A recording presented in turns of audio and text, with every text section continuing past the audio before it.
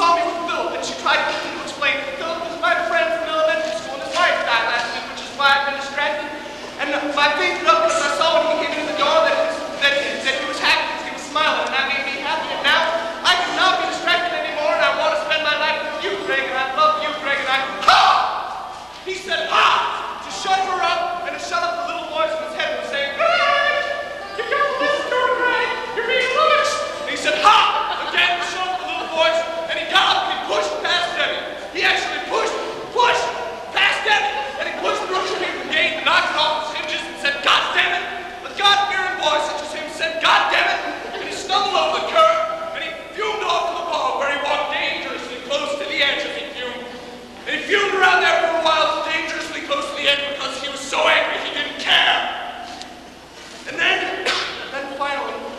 The moist mists of the bog blinded him with his madness, made him think of sleep. He quieted down his thoughts, and the little voice in his head would come back and say, "Brad!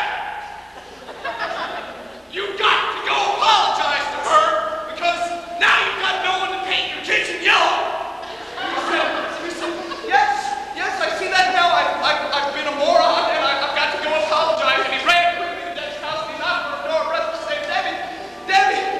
But she was out kicking up her dry cleaning, so she didn't answer the door. So he tried to think of what he could do, and he thought, he whipped out his notepad, and he pulled the pen from behind his ear, and he tried to think of what to write, but all he could come up with was, "I'm sorry, forgive me, my name, Gregory." And he folded it up, and he stuck it in the mailbox there, and walked back to the bog, this time feeling much happier. His heart was light, no longer in his leg, but back up in his chest where it belonged, and it was beating nicely again. He walked to the bog again walking dangerously close to the edge, but this time because he was so happy, and because he knew that he was immortal. Eventually, Debbie came home, and she saw the note sticking out of the mailbox there, and she dropped her dry cleaning unnoticed in the mud. She ran, she picked up the note, she looked at it blankly for a while, and then she figured out that it was only Greg's dull wit which had prevented him from writing anymore. And she read what wasn't there and forgave him instantly. She ran off to the bog, dropped the note there in the mud, right next to the pond, ran off to the bog, sort of amusedly noticed the gate on the ground. She ran over there, and she looked around for her frantically, going, Greg, where are you, Greg? And then she saw him there in the distance. She called to him, and he turned around and he saw instantly the forgiveness in her face, even from that distance, and his heart burst with joy, and his feet vertically sprouted roots, so he couldn't move. He could only reach out to her, saying, "Damn it!" And the joy in her heart made her feet sprout wings, metaphorically, and she ran to him like she never done before. Her feet hardly touched the ground as if she was running on clouds. She ran faster and faster, the two of them pulled together by their love, until finally they caught each other in the most passionate embrace they'd ever shared.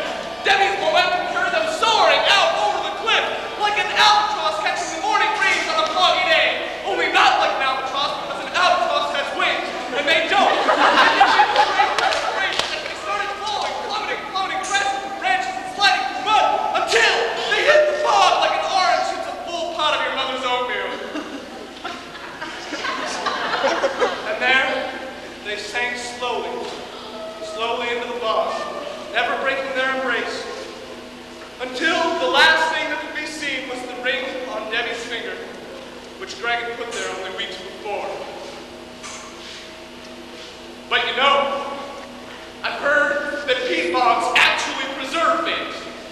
Like just last year, they pulled a man out of that bog that was supposed to be 3,000 years old, but he still had all his hair and all his skin and all his fingernails and toenails even. Hadn't rotted one bit, just sort of shriveled up like you do in the bathtub. Wait, in a few thousand years, they'll pull Greg and Debbie out of that bog, still in their lover's embrace.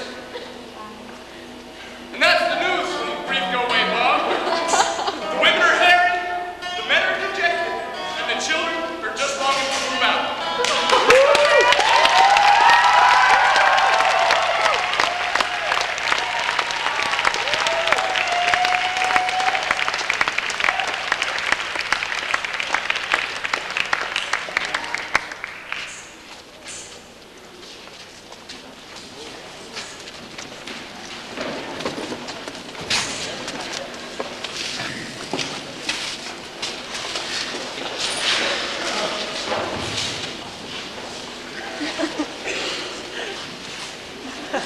And now, please welcome a newcomer to the Gooseflesh stage, Joanne!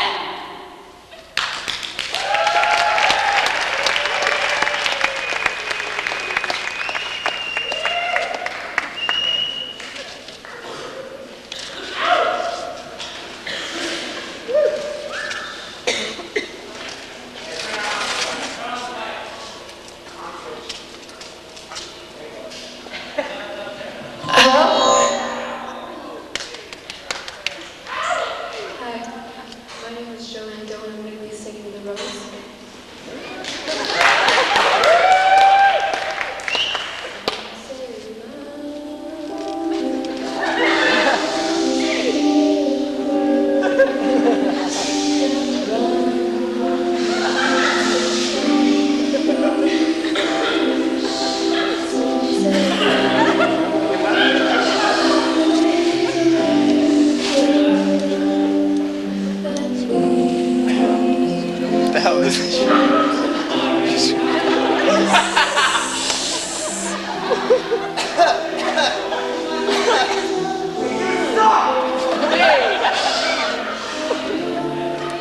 shut that thing off!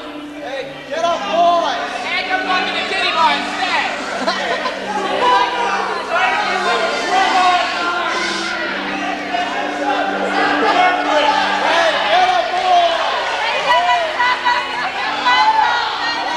Hey, baby!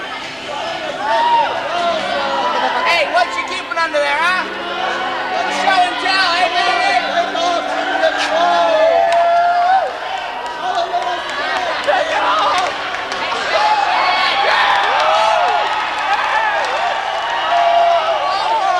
Slowly, hey, slowly! Yeah!